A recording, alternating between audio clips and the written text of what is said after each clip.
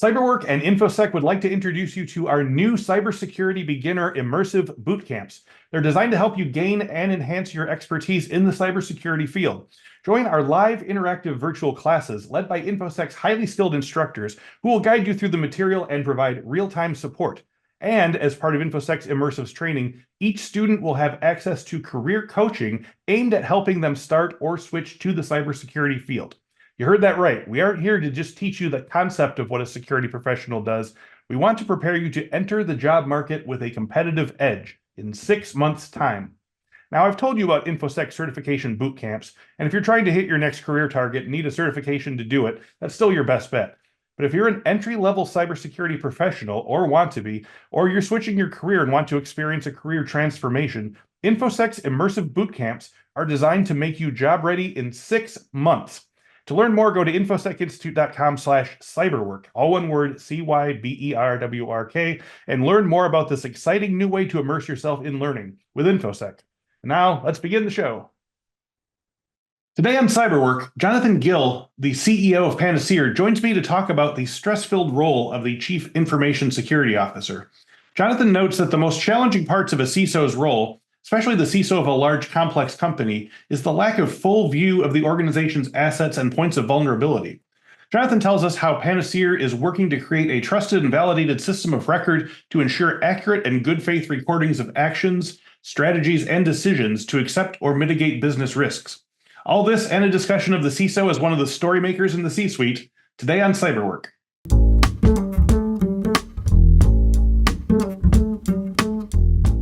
Hello and welcome to this week's episode of the Cyberwork podcast. My guests are a cross-section of cybersecurity industry thought leaders, and our goal is to help you learn about cybersecurity trends and how those trends affect the work of Infosec professionals. We'll also leave you with some tips and advice for breaking in or moving up the ladder in the cybersecurity industry. My guest today, Jonathan Gill, became CEO of Panaseer in 2021 after a successful career at both niche startups and large-scale cybersecurity vendors. He was inspired by the company's missions and values while recognizing that continuous controls monitoring has the potential to transform enterprise security by addressing the root causes of breaches. His previous roles included VP EMEA at RSA Security, EVP of Global Sales for Veracode, and GM EMEA for Talend. Outside of family and work, Jonathan enjoys spending any spare time playing golf, keeping fit, road cycling, and is a keen photographer.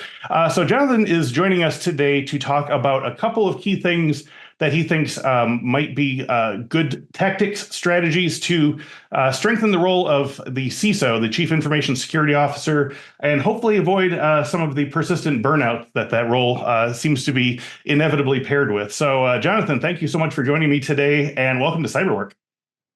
Thanks, Chris. I appreciate the invite and the important work you do, and it's a pleasure to join you. Thanks. I really appreciate that. Appreciate the nice words. It always feels great. So Jonathan, I want to ask you about how you got into your sort of technical interest. You have a pretty wide-ranging skill box here. So to let our listeners get to know you better, what first got you interested in computers and tech and cybersecurity? What was the initial spark? Yeah, it takes me back to where all this started. It's worth saying, I feel blessed and incredibly fortunate to have had the career I have and still enjoy. And it may surprise you, but actually only a passing interest in technology. Oh, yeah. Okay. You can see some photographs behind me. I have a photography hobby and interest. So I have tech to support that. In fact, the photos of the kids are quite old behind me because now it's digital frames. So those are a bit dated. Okay. But actually, my journey started with me just looking for an opportunity out of university, really a chance to work hard and get rewarded for that. And a chance to find a role where I could track progress. I crave feedback. I like to know how I'm doing. And I wanted to be able to grow. I knew I wasn't the person I was going to become. So where could I start on a path that would lead to personal development and growth? And I applied for sales roles. Mm-hmm. And it was in the second company that I discovered cybersecurity. Of course, it wasn't called cybersecurity then, it was called security. Yep. Nobody really cared about it. And I probably didn't need all my fingers to count the number of products that were in the world. And Firewall 1 was a new thing long time ago. And that really got me interested in an important topic, So I love the sales, and I loved the new industry that was being born, and I could see where that might go. No idea it would be the size, actually, of the problem that we have today, and it's a potential extinction event for companies, and it's now a boardroom topic. But I love the role, I love the challenge, and I love that sales journey I've been on. But it started with that more than the tech. Yeah, no, I'm so glad you mentioned the sales part of it, and that being the way you moved into the area, into the to the sector, because I like to look at people's career profiles on LinkedIn, because I think that it tells a good story about where you got started and what types of challenges you like. And you, like you said, you spent a decade or more in IT and security sales roles, and these are the sort of positions that I think now, if I'm not mistaken, kind of translate to what we call customer success managers. Like to some extent, like you need to have an inside knowledge of the tool or service that you're selling, as well as kind of a vast array of the challenges that clients will need your item to solve. So you're not just, what do I need to do to sell you this widget? It's kind of, here is the problem you have, or you tell me what the problem is you have, and I can tell you if we can sort of solve it. And so I think in the pantheon of security jobs, these are as worthy of exploration as any of the sort of cool hackery, pen testery, red teamy type things. So I'm glad to talk to you from a pivot from sales into the harder security tech. So I want to start with 2014. You became executive vice president of global sales at Veracode, and I'll just mention Sam King was one of my previous guests. Humble brag. And in 2016, your role at several other security companies included this international angle. You were VP EMEA, for our listeners, that's an acronym. It stands for Europe, Middle East, and Africa, for RSA Security and Talent, as well as the EVP Global Sales for Veracode. So Aaron Painter, one of our recent guests, name tag, talked about his work with IBM systems and traveling around China and Beijing to learn implementation and usage. And I think it's interesting to deepen your knowledge that way. But can you tell me about your roles in these companies and what you learned from working with cyber professionals outside of the sort of US and Western European models? Yeah, happy to. Just one thing I just might add to my first answer, which was my journey was accelerated, I think, by learning from people who'd walked the path before me. Okay. I've learned tons from people I've worked with and mentors and people who've been kind enough to give me advice along the way. But I also really got into this topic of personal development and personal growth. Stephen Covey's 7 Habits of Highly Effective People. I remember Earl Nightingale, Lead the Field, Brian Tracy's Psychology of Achievement. And I found lessons learned that I quickly applied in the different roles I had. And that made a big difference rather than kind of stumbling through life and having to learn these things yourself. Yes. And now I have an extensive library. I think I've bought books in many different formats, physical book and Kindle and tape, and then CD and then Audible. I've probably got the same thing 5 times in different formats. But I found that to be an accelerator for me, to rather than have to learn the lessons yourself, to just be guided by people who've walked ahead. And I'll bring that back in a second. Then please. The roles I've had, the journey I would say is inside sales, field sales, first line sales management, into sales leadership role, second, third line management, general management, and CEO. This is my first CEO role.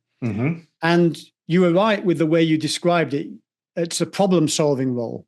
I always saw my role as the finish line was when the customer got value, not when a transaction was completed. You get that feedback afterwards. You get the feedback, and then you learn, and you also get somebody who, you looked in the eyes and made them a promise, and you kept the promise, and you got them there. Yes. And they help you. I've learned so many things about the value proposition for a company I was at that we didn't know about until the customer said, oh, by the way, have you ever thought about using it for this? So by going on the entire journey with a customer, you learn a lot. And you were right about what you said. You need to understand your technology and the problem as well as the customer and put those things together, pulling from other knowledge that you have from other customers. So you need to be well informed.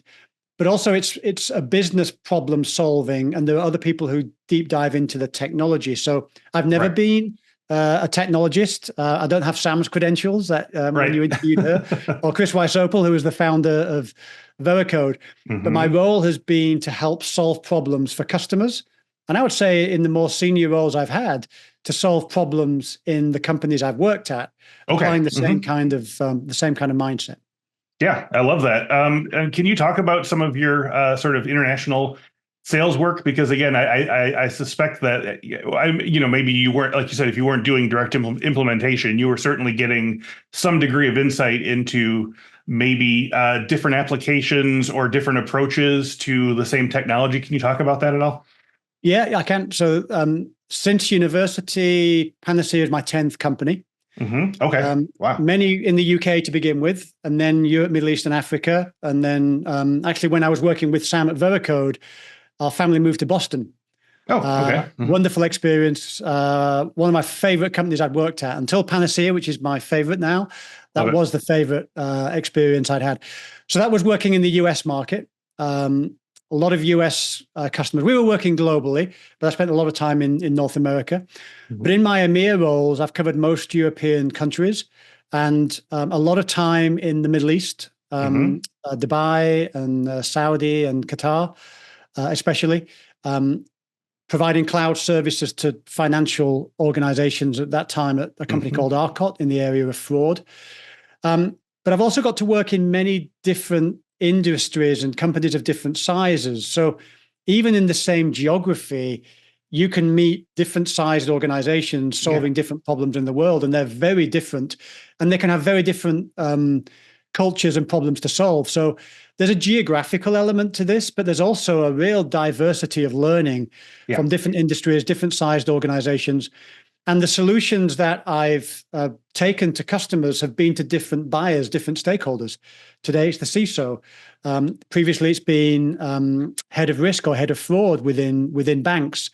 Some of them have been CIO and IT director roles. So you see different parts of organizations as well. So really a real patchwork of experiences, all of which I think help you get a bigger picture of business. And then when later on the journey you get asked a question or you see a problem over here, you've got a frame of reference which is bigger than that specific problem. So constantly broadening out experiences and being able to reframe things into a bigger picture, I would say. Yeah, no, I imagine that not only are you, you're, like you said, you're learning more about, the issues of business, and especially, like you said, across different industries, different verticals.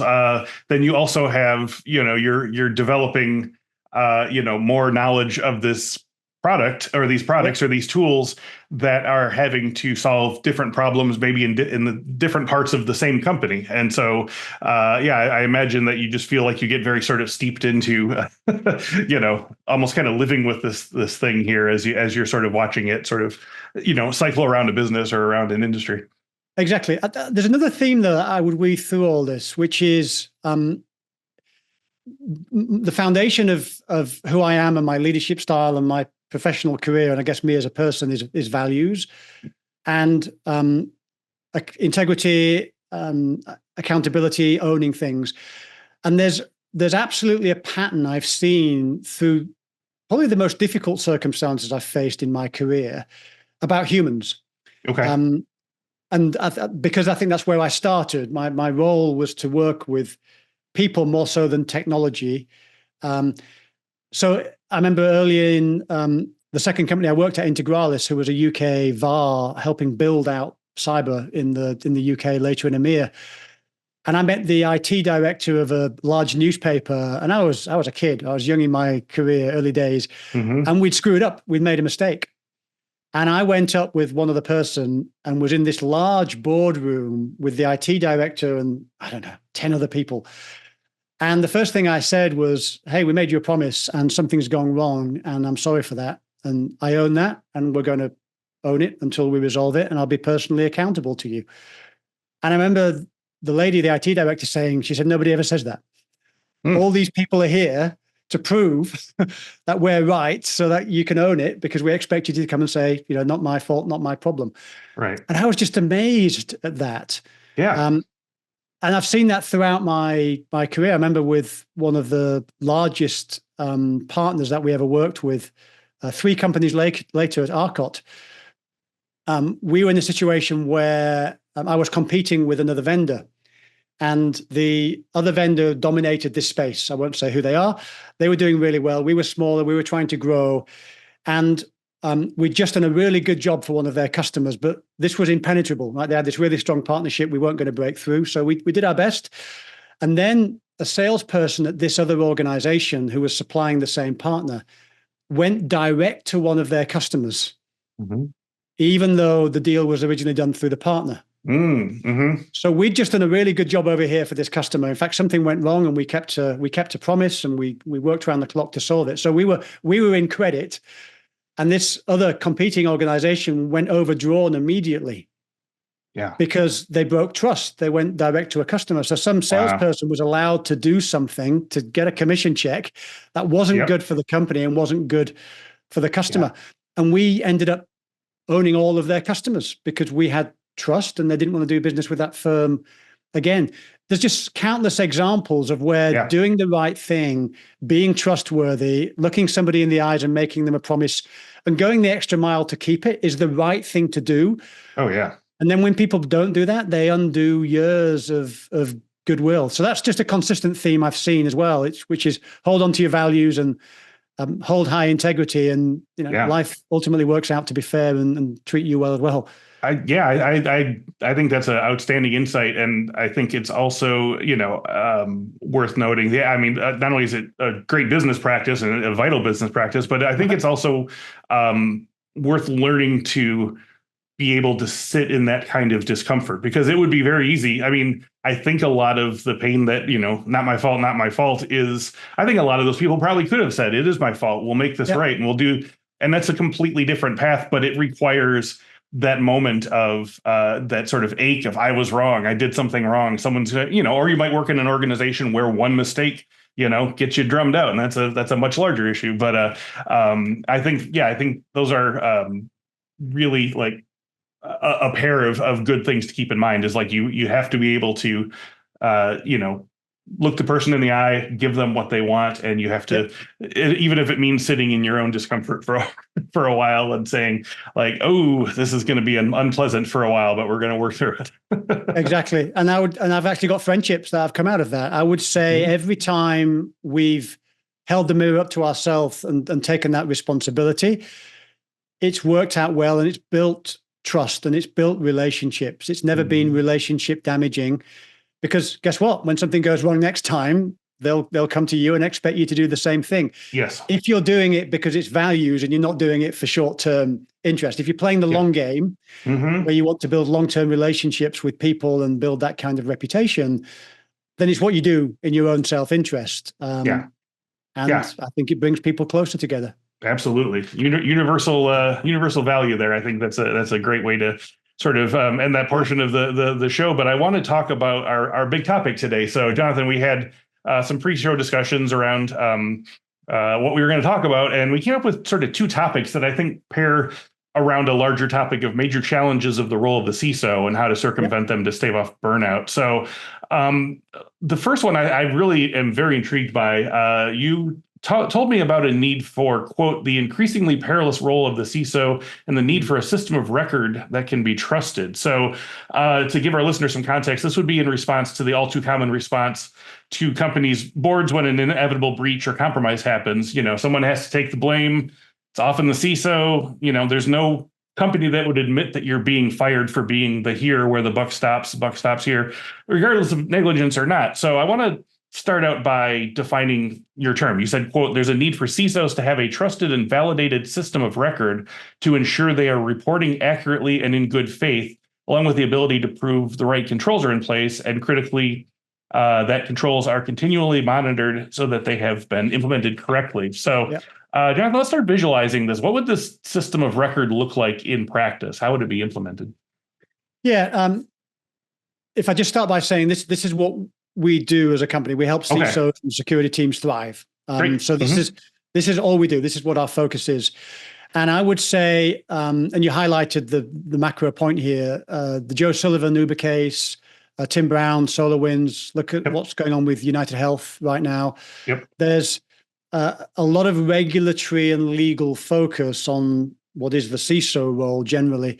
But before I answer your question, if I could just zoom out a little bit. Please, yeah. If I think about, I call them 8 megatrends. If I think about the forces that are working with an increasingly fast speed of change in global interconnectedness, where a geopolitical situation over here leads to a competitive or business situation over here.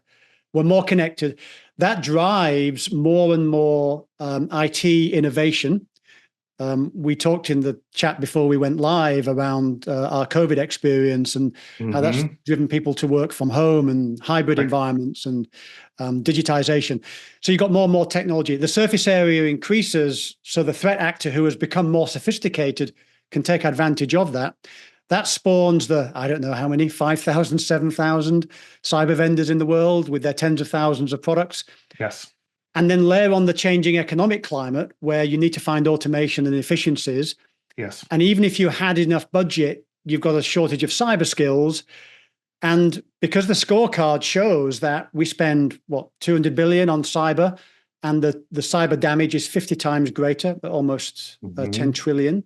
And the cost of the average breach went up last year by 15%, and $1 billion of ransomware payments, which I think is double the year before. If you look at the scorecard, it's going in one direction, and therefore the regulators have stepped in. They see the interconnectedness, the risk of critical national infrastructure, and they're raising the bar from the CISO to the exec team into the boardroom. So the CISO role is now one of a lot of focus.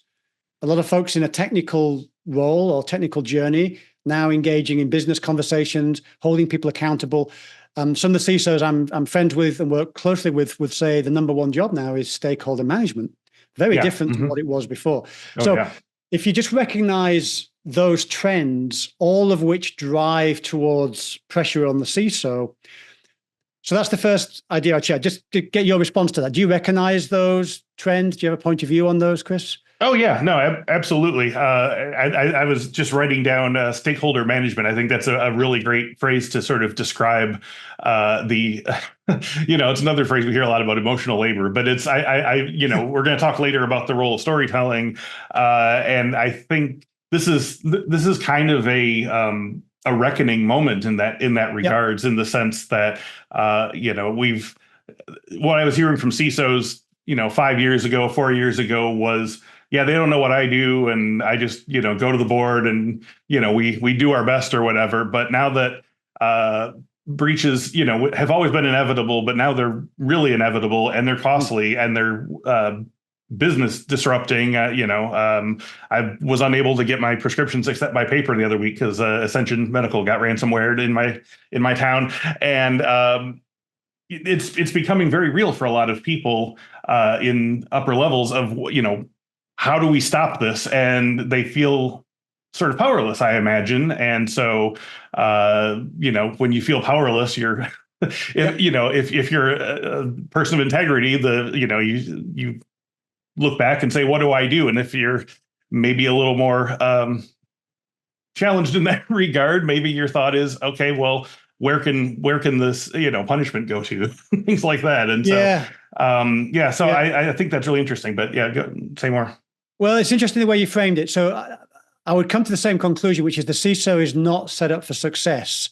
Yes, exactly. And it's not their fault. Where's their CRM? Where's their ERP system? Where's their Workday? Where's their enterprise platform? But there's something else, just to, I will answer your question, but there's something else just to share that you prompted, which is there's an invisibility to this. If a company starts out with a level of inherent risk, and then they define their risk appetite, they set their residual risk, and they use controls to bring that inherent risk down to the risk that they're willing to tolerate, their residual risk. And of course, if you live in the residual risk and you were to get breached, you would say that whilst that might be a terrible event, that's okay because you accepted that amount of risk when you set the residual risk. You don't have bars on all your windows on your home. You accept a certain amount of risk. But that's not the problem. The problem is between the inherent risk where they started and the intended residual risk, there's another spot on the graph, which is their actual residual risk that they can't see. Yeah. And they can't see it because no large organization knows how many computers they have. CMDBs are not complete. It's not their fault. By a lot, the tools that you deploy, and most of the customers we deal with are large, complex, global organizations.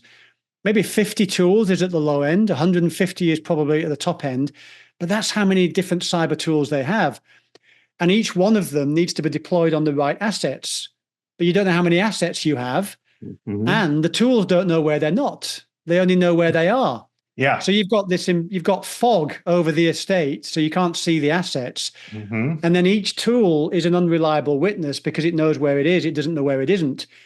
And you can't just export that data and aggregate it into a PowerPoint slide and say that's our security posture. So in the words of one of my favorite quotes is Mark Twain, and he said, "It ain't what you don't know that gets you into trouble. It's what you know for sure that just ain't so." Oh, yeah. And I think that's the problem that many organizations have, is they don't have visibility of their IT estate and therefore their security posture with their controls over the top. So going back to your question, which I haven't forgotten, which is the system of record, is the ability to have visibility of the assets. And that means, everything you have, the workstations, the servers, the laptops, the cloud assets, people, their accounts and their privileges, the groups they're in, the vulnerabilities, the patches, the applications, the database, understanding all that and how those things relate to each other, and then being able to get the data from each of the controls so that you have one system that gives you oversight over those controls, over those assets. And the reason I framed it was because without that platform, you can see how difficult the CISO role is. And without the platform, you've got your inherent risk and your residual risk, which is your intended, but you don't know where your actual residual risk is. Yes. And therefore, the business can't make decisions, and the CISO can't hold the business accountable because they can't pass on the information. So it gets stuck with the CISO. And our mission is to solve that problem and to help CISOs get visibility and share it with all the people who need it.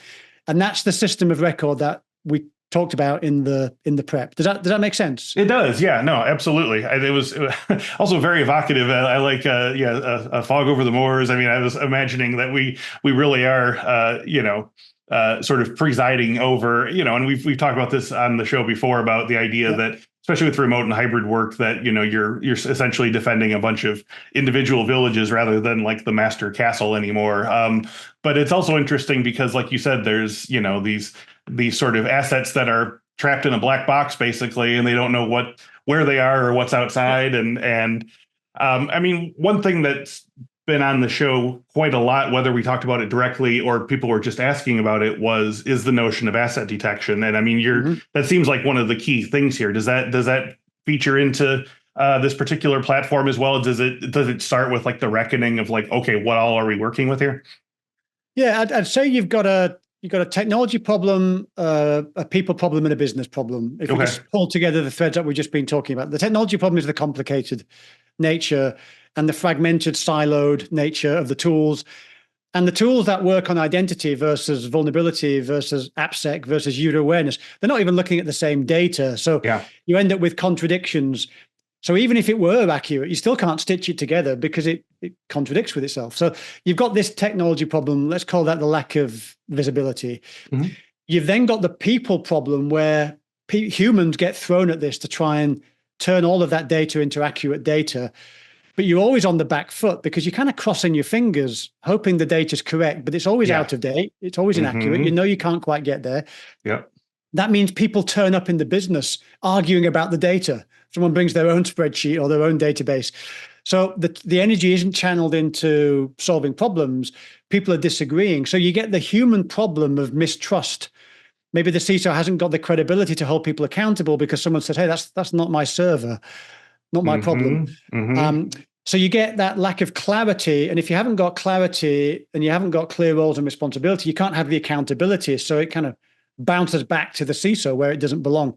But the third problem is the ultimate business problem, which is, yes, you need assets and yes, you need controls coverage, but you have to be able to translate that into the language of a business stakeholder. So that stakeholder says, okay, I understand what I need to do to meet my requirements for the policy of these controls. Mm-hmm. And I understand why that's important to the line of business or the area of responsibility that I own. And the CISO can say, I recommend you make this decision. And the business leader can say, I understand, I've got your advice. And I recognize I'm accountable to the risk committee or to the board. And being able to drive prioritization, knowing what to do next, and then collaboration where everyone's working on the same system of record, then you can break through the technology problem, which is the assets. But really, that's just scratching the surface. What you then need to do is help people work together, hold each other accountable to be able to solve the business problem of where was that actual residual dot on the graph, and how do I get that to be where the intended residual risk is? Or the business says, do you know what, we're going to move that intended residual risk further up because we can't prioritize it, so we accept more risk. But you do so in the light of day, making informed choices, where if you were then breached, people look around and say, hey, that's the risk we took to take advantage of this business opportunity, and it didn't work out. But you clear the fog. In fact, one of our customers said, we've removed the fog of war from the estate. They used exactly that quote. Yeah, interesting. So I want to talk about how this works with regards to breaches, because obviously we're talking about the fact that, like you said, in the fog of war, someone gets assigned blame, someone has to walk the plank or whatever. So how do you envision a system like this working as is it even possible to make it work as a binding document? Like a report of these actions act like something that could be sort of held up as saying, like, this is, we did what we could, we took the risks that we wanted to, or would it just be more like a record for the CISO, so that when they get their, walking papers and go to their next interview, they can say, so about this breach at your old company, and you can, hold it up or whatever. But like, where do you see this going with regards? Because I don't think, I'm sure your product's great, but I don't think it's going to change the culture overnight of like sacking the CISO as soon as something goes wrong. So where does it fit into that, do you think? Yeah, understood. And it's it's a good question. I would say this is a living platform.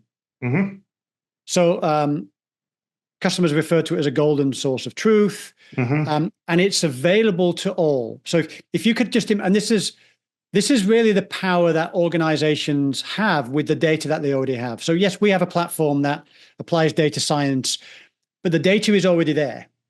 So whether it's Panaseer or something else, the points I'm making still apply. So if you've got all that data in one place, now you have a platform that you could inspect your security posture from a high level.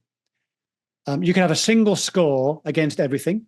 Yep. Or against particular initiatives. If you have a zero trust initiative or PCI 4 initiative, or you want to look at it through NIST CSF 2.0, or show me controls from a ransomware attack vector, or customer audits or supply chain audits, whatever window you want to see, you can see into that window from a high level, single scores, aggregation. But then you can drill down, because all the data is in the platform, into an individual initiative or a metric, and then you could see every asset behind that. Might be 150,000 assets, might be 10,000 assets. You could see all the tools that found all the assets and the information you got from them. So nobody then says that's not my server, or we've had people come into a proof of value, and someone has said on the call that server's not on my network. We've turned it off. And then somebody pings it and they get a response back because it is on the network. It was supposed to be turned off, but somebody closed out the ticket, but they didn't decommission the technology. So being able to see from the highest level, which might be a regulator, external audit, a board report, or high-level exec engagement, but then when somebody says, I'm not sure about that, to be able to drill down into any level of detail you like, any app, any vuln, any patch, any owner, any application, anything you like, and scrutinize it, you then create this collaborative system where everybody's working on the same truth data, and it's translated into the dashboards or the window that stakeholder needs, whether it's highly technical or more of a business summary. So just imagine having that, and then people enabled to use that every day. And we have hundreds or thousands of people in companies using our platform. Some use it every day. Maybe one customer recently, 40% of their folks were using it every day. 20% were using it every week. Some people might just use it every now and again, or just once to solve a particular problem they have. But everyone's looking at the same truth data.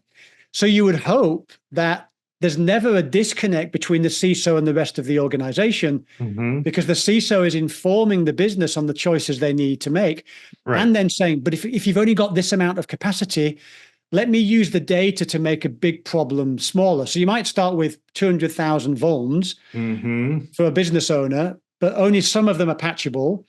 And then some of them are in the CISA KEV, the non-exploitable vulnerability database. And then some of them are on critical infrastructure or important business services. So you make a huge problem into a small problem, and then you can make rapid progress on that, celebrate wins, move on to the next thing.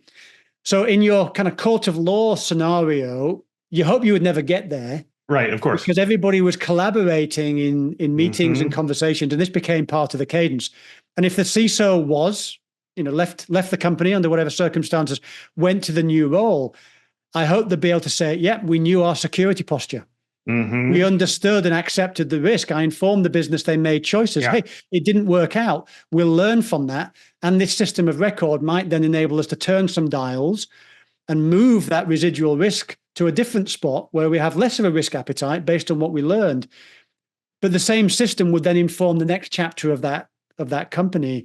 And the CISO would then potentially go off and do the same thing in the next place. So I'm just hoping we could eradicate the scenario, ideally prevent the breach if the business wanted to channel the energy that way. Sure. But if not, everybody walk out shoulder to shoulder and said, hey, we made some choices, and you take business risk, and sometimes it works out and sometimes it doesn't.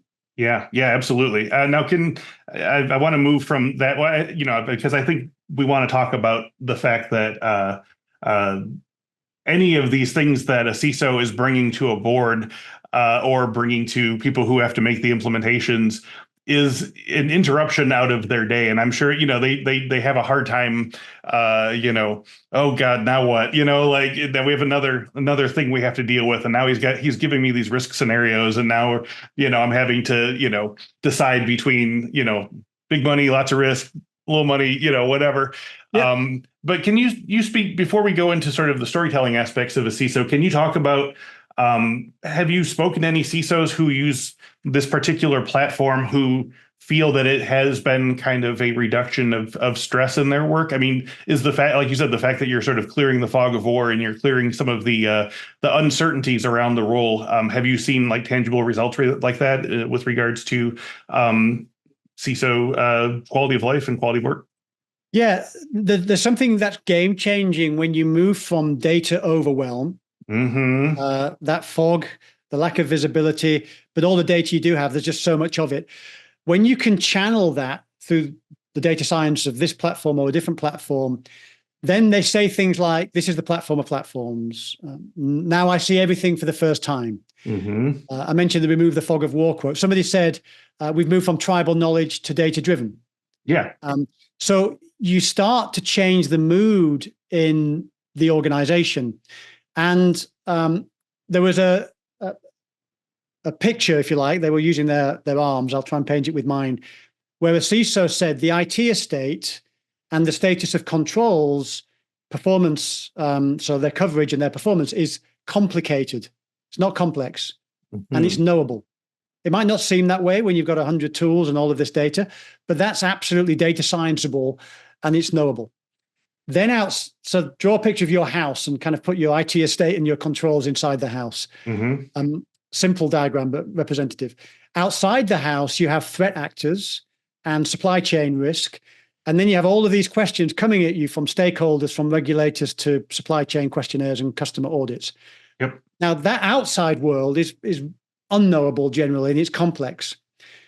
But if you can get your house in order, and if you have got visibility of your assets and your controls and the performance of those controls, and you can inform the business to make choices, get your house in order, the knowable complicated helps you manage the unknowable complex. So when the questions come at you from the stakeholders, which yesterday were impossible, now the answer is in the platform.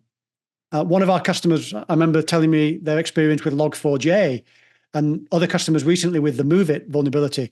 The platform will tell you where the thousands of instances of the Log4Shell vulnerability is.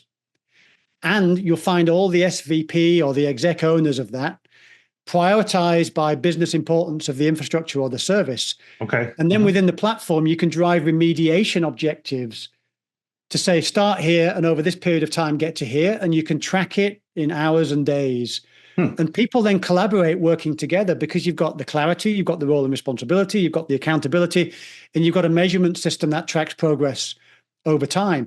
So now when something hits, you can deal with it because you've got your house in order. When your house isn't in order and you have to run around to answer a board member's question, and it's an easy question, but it's an impossible answer, or a 0 day hits and you don't know where it is, that's everybody on the back foot. That's crisis management. Yes. When everything is at your your fingertips, or a new regulatory requirement comes in, or DORA says now you need to map controls to operational resilience and important business services, you can do that within the platform because you're just finding different ways to look at the data. So absolutely, we see that. And we see that not just for the CISO, we see that in audit, IT users like CMDB, business users, SOC, detect response teams, as well as control owners. So many stakeholders around the business can benefit from this single source of truth data. Yeah, absolutely. Okay, now I want to jump from there to the other sort of point we discussed in terms of CISO health, and this is more of an abstract one, but you discussed the need for, quote, CISOs to be storytellers, and you said they should be able to, quote, abstract complexity and distill relevant information into a narrative. Pardon me. That the board can understand, collaborate with people who sit outside of security who are essential to successful deployment of controls, and demonstrate progress to tell a positive story while also making a clear, successful business case for investment. So we talk a lot on this show and in tech about quote unquote soft skills. And it's one of the most vital requirements I hear from the C-suite people who need, is need for CISOs and people at security of any level to speak the language of their tech. In the work, but also the language of their company, whether it's policy regulations like HIPAA and GDPR and Sarbanes-Oxley. We all agree on this, but the next level down, Jonathan, one issue I discussed with our past guest, this was Dan Roberts of Tech Whisperers, is the more preeminent issue of CISOs not already having a seat at the table. If they talk to the board at all, it's often because they're being hauled up in front of the board because something terrible happened, or they're having to explain why they need more money or what have you. So do you have any thoughts on how within this framework you're describing, how individual CISOs or the class of workers in the CISO position can start to sort of change the culture to make sure that this is more of a first-class C-suite position and not one that, again, to use Dan Roberts' term, schedules the meetings rather than is invited to the meetings, or worse, is only invited after the third or fourth meeting on the project? Yeah, great question. And that's changing. You prompted another thought. Early in my career, I learned that you get delegated to who you sound like. Yeah. Okay. So when I was trying to get to a business leader or a senior executive, and I was asking questions or talking about technology, the executive didn't want to have that conversation and actually might not have been qualified to have it. So they delegate you to an SME. So I learned to go and talk to the language of the person who was our ultimate buyer or decision maker, or who I was going to be accountable to, and talk in their language, not my language.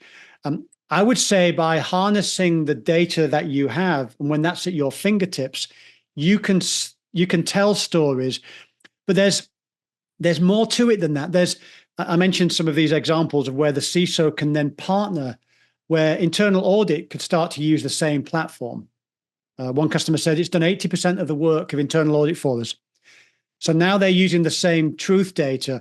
Well, that takes out the friction between the CISO team and the internal audit team when they're using the same data. Yeah, for and sure. All the assumptions and logic, the data lineage and the transparency is in the platform so they can see that.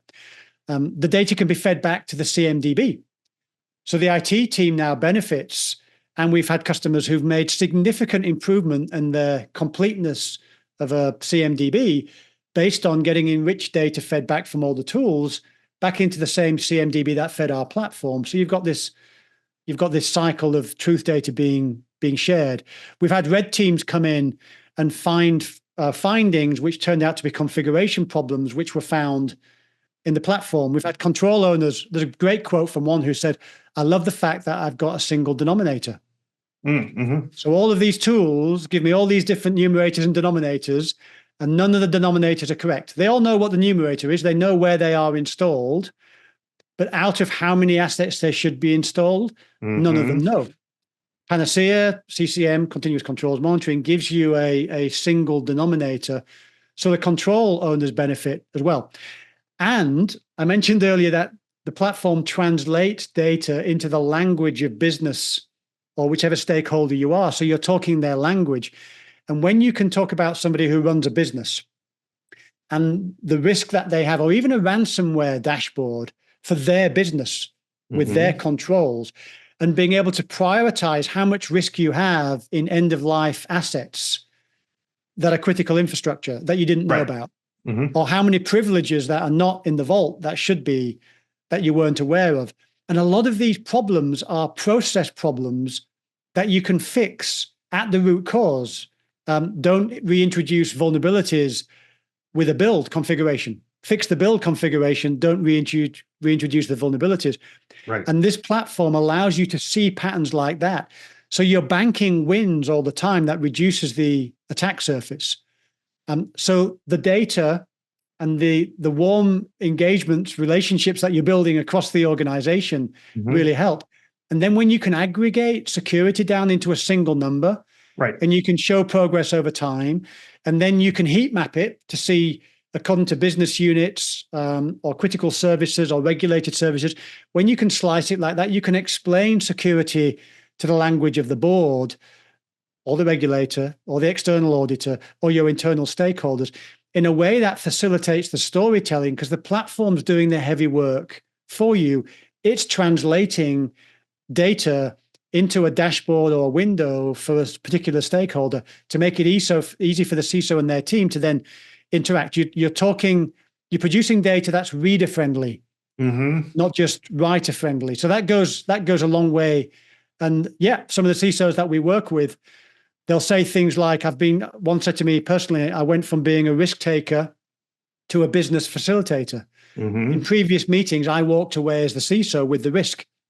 Yeah. In the last meeting, I was able to give them their slice of risk for each business owner. They heard my recommendations and they agreed that they're accountable and they'll explain their decisions to the risk committee.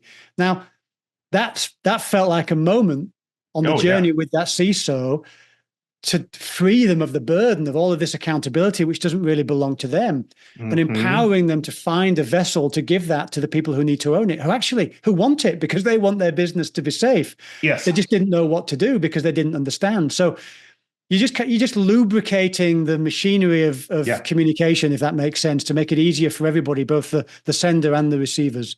Oh, yeah. And I think that makes also good storytelling for the people who are taking their advice. Like you said, I knew the risk I was taking. We took it. It worked out well. We made a profit. Everybody's happy. There's less of like, I don't know what I did, but something went well with, more communication all around is always, I think, always better. But so as we wrap up today, Jonathan, I want to sort of ask you maybe a more philosophical question. I know that you, like you said, you started in the sort of sales side of cybersecurity, and certainly you work with a lot of CISOs and C-suite people. But for if you were to be someone new to the cybersecurity industry, based on what you've seen, based on the way, like you said, things like risk reporting and vulnerabilities are adopting, like what career mapping strategies would you adopt? If you were starting in 2024, are there things that change about the industry that you didn't have to think about? Are there things that you're seeing changing that make you say, hey, everybody, you need to know about this immediately. In 5 years, it's going to be huge. Yeah, great question. I heard a figure recently that there were 5.5 million people working globally in cyber and 4 million open roles. Yeah. And those roles are very different to the roles when I started in my career. I would go back to something I said at the beginning, which is, if I were doing this again, one thing I did that I would do again is I would dive into the world of self-learning, understand concepts. I remember, Stephen Covey's 7 Habits of Highly Effective People. That concept of inner circle, outer circle, where you want as many things in the inner circle of things that you can influence and not so many things in the outer circle of things that you can't. It taught me to put as many things in my inner circle as I could so I could take responsibility for it. Yeah. Rather than what's an easier thing to do is move things from the inner circle into the outer circle and say, hey, I can't do anything about that. Or that's too hard, or that's not my fault. So being grounded in some of the rules of the world, just Yeah. like knowing the laws of physics, that's helpful. And I would definitely do that. And that, I think, has served me well. Something I came across only in the last 12 months that I wish I'd done at the start of my career, and it would be interesting to see if I ended up in the same place, was a thing called Ikigai. I don't know if you've seen that, where there are 4 circles. Things that you're great at is one. Things that you love. Things that the world needs, and things that you can get paid for. Yeah. And I did that in my role actually this year, not things the world needs and things that you get paid for, but things I love, things I'm good at, and things the company needs right now. And that helped drive my prioritization, because sometimes I can be tempted to do things that I love that might not be what the company needs, most importantly. And some things the company needs, I might not be very good at, and therefore I might put that on the hard to-do list. So this was, I would do this from a career point of view to try and work out which bets to place, first of all. So I would do that, and I'll do that with I've got a 19 and a 16-year-old, and when they enter the workplace, I'll go through that exercise with them. You got to know enough about yourself, first of all. So maybe you need a bit of experience, but I'd certainly start with that. Have you seen that process? Have you come across that before? I have not. No. It sounds great, super. Though. It's super, really helpful. Yeah. Great piece of advice. And the second thing. Oh, go ahead. Sorry. Somebody I met in 2020 had written a book, William Schneider, and the book was called Lead Right for Your Company's Type. Okay. And he described 4 different types of companies, and people thrive generally in one of them, but not in all 4. And the author realized that people would move from one company into another, and they were flying in the previous company, and then they would crash, and nobody knew why. And if you're in an organization like an oil rig or a nuclear submarine or a utility, he calls it predictable and dependable. You follow the rules. Right? There's a process to follow. Lives are in danger if you don't. Whereas if you are in an enrichment company, which is the opposite of that, like maybe a Patagonia or a charity or someone who's driving something from value, you really have got much less process and much more freedom. And there were 2 other types. One was customized, which might be a design company or an architect or a PR company where they customize their solution for you. And then the other one was the type of companies I'm attracted to, which is best of breed. But I worked at IBM for a while, and I loved it. I learned a lot about sales methodology and big organizations, but there's 300,000 people, and I felt like a number. Yeah. And you had to follow the process. Whereas in a startup, I don't believe in hierarchy, actually. I want meritocracy. I want people in any level in the company challenging my ideas, because we need to make the best decisions we can. And I've got no ego in being right. But that doesn't work in a highly process-oriented hierarchical organization. Oh, yeah. So the same person in those 2 environments, one might get fired and one might absolutely love it. And there's nothing wrong with the person.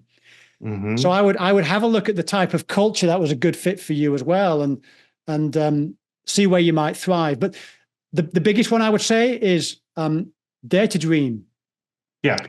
I would say anybody who's choosing any career, whether it's cybersecurity or something else, the world will tell you can't. And people will want to frame you in their own image. And it's much safer to stay where you are than go somewhere else. We've got a customer who used to be a ski instructor, and now he's running compliance and doing a wonderful job. And they hired him based on his outstanding qualities as a human being. Our data science lead is an astrophysicist. Wow. Her background, she processed a lot of data, and she's been at the heart of our company growth. And I hire people based on their qualities. If they've got integrity, if they've got grit, drive, strong work ethic, determination, if they're highly accountable and do what they say and don't blame, if they've got high IQ, if they can get on well and play nice with people and collaborate, but also hold them accountable. If somebody's got oodles of that, but less experience, and they can demonstrate, where they've put their hand up and say, yeah, that was my fault, and they haven't blamed. And when they got fired from the previous company, they say, hey, I screwed up. I made a mistake. I learned from that. Let me tell you what I've done differently. All day long, I'll place a bet on that over somebody who's highly credentialed, but doesn't meet my criteria around character, because Think about it on a graph where one axis is your capability in the role, and the other axis is your character, or whether you're a good human being, whichever way you want to phrase it. Mm-hmm. I want somebody who's top right. Yeah. I'll trade off experience. I won't trade off values. I won't compromise on values. I can't. It's hard to teach people values. Yeah. People generally don't change in their core, but you can teach people experience, and you can teach people skills and knowledge. So I just encourage people to dare to dream, play chess, not checkers, with their career, and think about the moves they want to make over the long term. Find ways to get there and map their career, and don't compromise. And if you're in the wrong place and it's not a cultural fit, far be for me to say it because I don't know people's financial circumstances, but I would play the long game, and I would say your career is short. Every second, every minute, every hour, every day, every week, every month, every quarter, every year counts. Yeah. And therefore, spend all of that as much as you can growing and getting more valuable and delivering more value to companies. And then you can build your career path by serving the organizations and the teams you're in and the customers that you have. But the dare to dream is the thing I did early in my career, and I think that served me well. And that's what drove me to learn more and grow, because I wanted to do bigger roles. And don't be limited by how we perceive ourselves today, because we can grow and we can learn to be anything we need to be. Fabulous place to end. So before we go here, you've been telling us a little bit about Panaseer's platform, the continuous control monitoring platform. Let us know anything else you want us to know about it, and also let us know where we can find you, Jonathan Gill, or Panaseer online. Yeah, happy to. I mentioned earlier, we serve chief information security officers at typically large, complex organizations. They're typically regulated, and they want truth data about security posture, and to be able to translate that to the non-technical stakeholders. So CISOs who want credibility, influence, to create a culture of accountability, we're a good fit. And you've got to have a certain amount of complicated stuff, assets and controls to need data science to solve there needs to be a forest for you to chop down the forest. There does. And the beauty is it's a self-fulfilling outcome. The more trees, the more value. The more what seems to be complex, but actually is complicated, overwhelmed, then the more truth data you have at your fingertips to be able to make big problems smaller by filtering and looking at toxic combinations and compound risk. So that's what we do. We've been doing it. It's our 10-year anniversary this year. Okay. And we've been on the journey to automate and standardize that to make it easier and faster to deploy and get value quickly.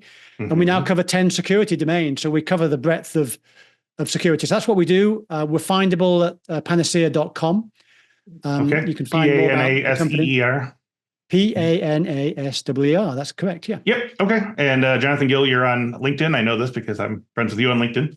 Yes, I am. Yeah. Do you have any other social media that you want to share? Any blogs or anything? You'll find them on the website or via my LinkedIn profile.